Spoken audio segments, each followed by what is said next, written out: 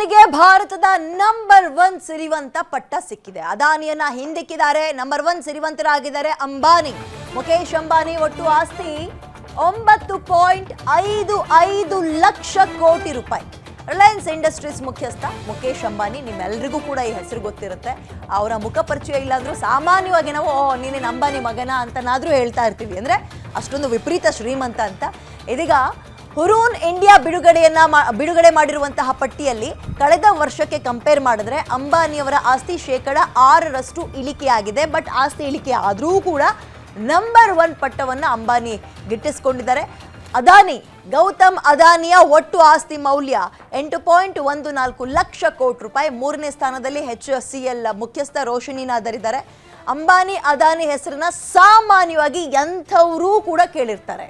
Business ಬಗ್ಗೆ idea ಇಲ್ದಲೇ ಇರುವಂಥವ್ರು, ಆರ್ಥಿಕತೆಯ ಬಗ್ಗೆ ಹೆಚ್ಚಾಗಿ ತಿಳಿದುಕೊಳ್ದಲೇ ಇರುವಂಥವ್ರಿಗೂ ಕೂಡ ಅಂಬಾನಿ ಅದಾನಿಯ ಹೆಸರು ಗೊತ್ತಿರುತ್ತೆ. ಅವ್ರು ಏನು ಮಾಡ್ತಾ ಇದ್ದಾರೆ, ಏನು ಬಿಟ್ಟಿದ್ದಾರೆ ಅಂತ ಗೊತ್ತಿಲ್ಲ ಅಂದರೂ ಕೂಡ ಆ ಹೆಸರುಗಳು ತುಂಬ ಚಿರಪರಿಚಿತವಾಗಿರುತ್ತೆ.